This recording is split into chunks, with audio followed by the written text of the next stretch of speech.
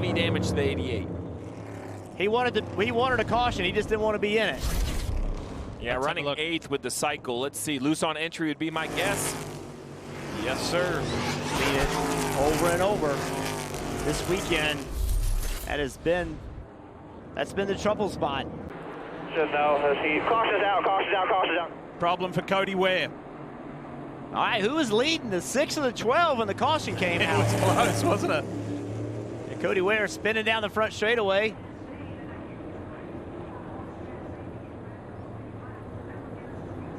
We went all that time with no caution other than the stage break, and now we've had 2 in quick succession.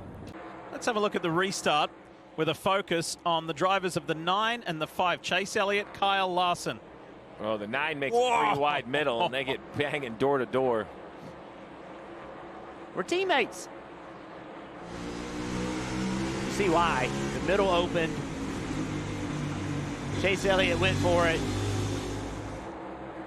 It's riding along with Christopher Bell. Ooh, that's aggressive. That could have got ugly. It was ugly. And for Ty Dillon, we've been heaping praise on his brother, but what has happened to the Seabest number 10? Big damage to the left rear. Brad Keselowski had stretched the lead out to over 2 seconds. He also ran the fastest lap of the race about 6 laps ago, so that 6 car has proven to be as fast as we all thought it might look early. Let's see what happens on the outside of the 34 of Gilliland. Oh, boy. Yeah, Todd got loose. Loose, yeah. Got loose underneath Ty and had to go up, chase it up the racetrack, and unfortunately, Ty Dillon paid the price. Ty Dillon's not going to care that Gilliland got loose. He's going to be all he knows is he drove in there, leaving the guy to his left a full lane, and he was around backwards. It's a great shot of it right here. See right there, the car transitions through the bumps, and Todd just could never turn it and get it to the bottom. There were several issues on pit road. Let's show you what went down on that latest round of stops. Kyle Busch blocks in the 48. Kyle, right rear hanging out, which is legal. I would have loved if I was the 48 that he would have got a little further in his box, but hey, Kyle Busch did everything he was allowed to do.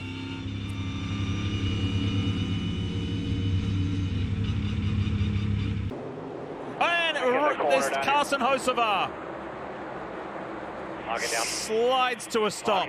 Watch this, and watch how wild this got, especially with Kyle Larson contacting his teammate Chase Elliott. Look how sideways Larson gets. Yeah, almost wrecked. I cannot believe he saved that race car. Neither could Chase Briscoe.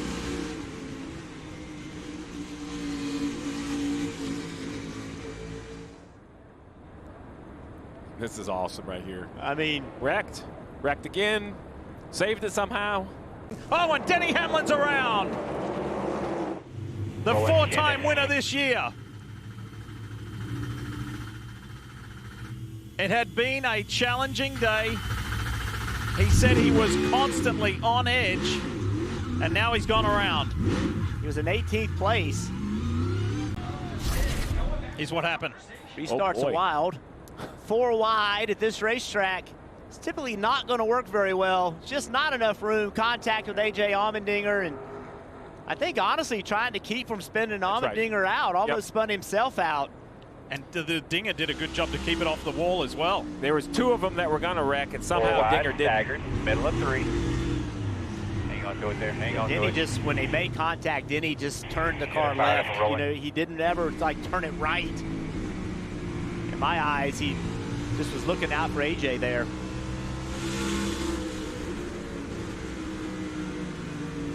Outside bumper cover, stay down, wrecking, down.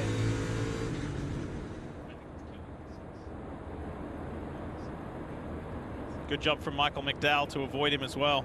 Oh, we have a car backwards, 38. Zane Smith. Oh, this has been the story of the poor 38. Good runs that go away late. A week ago, it was contact from the 20. Now here, another accident around 122 to go.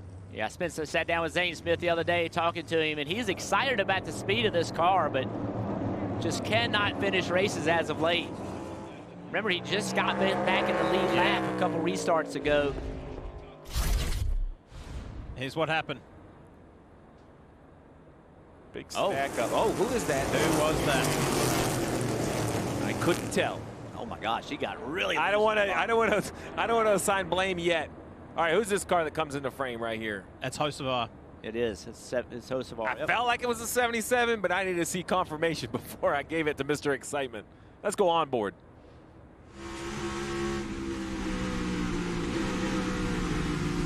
It's loose, much like we saw Todd Gilliland, Danny Hamlin.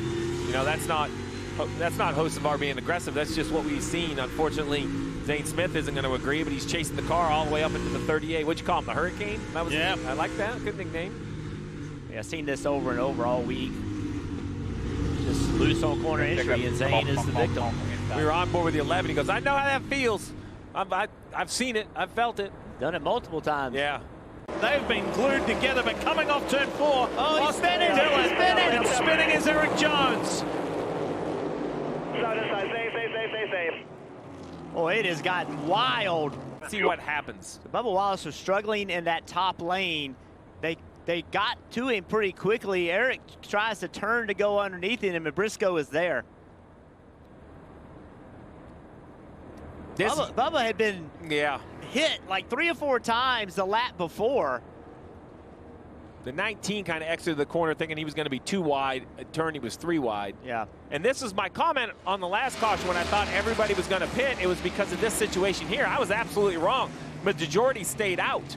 But now I think that gamble may work. Look at this. This is the 43 and the 23 hitting each other. I'm sorry, 42. That was the lap before what ended up being the caution. That happened the lap before off turn 4. Chastain was sneaking through on the bottom there. So this is John Hunter Nemechek in the Dollar Tree Toyota Camry. So it was both Legacy Motor Club cars involved, and Bubba's a lap apart. Yeah, Bubba's car got in the wall, and I think a little bit of damage, and that's why he was slow off of turn 4. Oh, Denny Hamlin loose. Oh, spinning. It's Reddick and it's Bell. Watch the 20. He's going to back up, staff.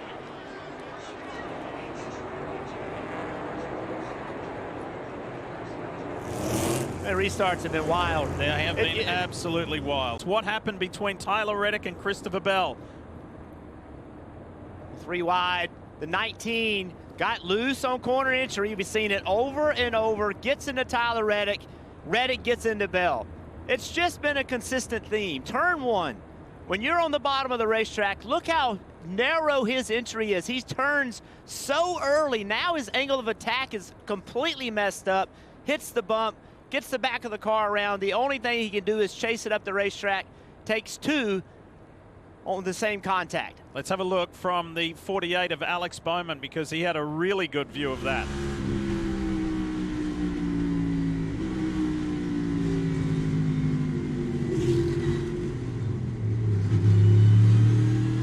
Great job by Bowman.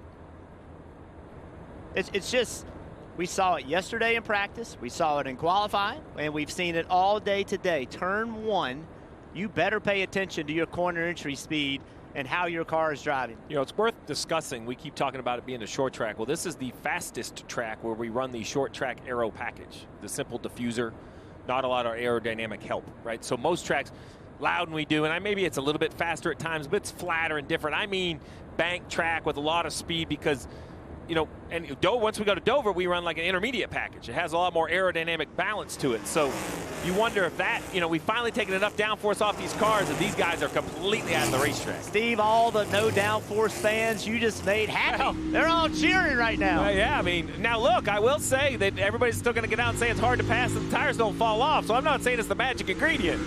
But I'm going to say if you like guys wrecking, then this is pretty much on it. Look at this. Joey Logano's thinking he might get into it. He found the magic path right there through the smoke. So it's been an eventful day for Kyle Larson, who crashed out of this race a year ago, but he is still in play now. Kim? Yeah, lost quite a few positions after that last incident, and his frustration is pegged. Take a listen to the radio. Every single mother. Much room do I have to leave people? How's my ride recorder? All that. I know those guys have been hard on you, man. And he finished that saying, look, I've been trying to be a good teammate. I've been trying to be a good competitor the last hour, and it has gotten me nowhere. So look for maybe a little more aggressive from Kyle Larson in the last 95 laps. Save a little bit of gas. Cindric, Elliott, Barry all have to pit SVG around again. Second time today, the 88, the Red Bull Trackhouse car, has brought out the caution. Contact from Kyle Busch, some contact there. Just looks like a lot. He's probably already super loose at the moment. Yeah, we don't know what's going on around them. You know, there's AJ Allmendinger. What's going on right there is Kyle Busch is into the side of the 16 as well. Yeah, so. So they're full to 17, caution's out, caution, caution, caution, caution, caution. Ty Dillon, Corlick Racing, straight through the grass on the front stretch here, and that's how you hear the caution called from spotter Coleman Presley. Tough one, second incident that he's been involved in today, so it's been a tough day for the driver of the 10. Well, our 11th caution of the day. Looks like he just, I don't know, say he just got loose. Yeah, it's hard to tell from that angle. Larson was the car behind. Was there contact? But there was already damage, or was it? Yeah, let's watch here from there's Bubba already Wallace's damage. car. Yeah. Oh no, there's contact, big contact. It looked like Ty had a little bit of trouble because Larson caught him so quickly. Yes. Right, and he just didn't react quick enough and ends up spinning Ty out. Ty is not happy, I can assure you. And Larson on fresh tires and eager to go, let out some of his frustration.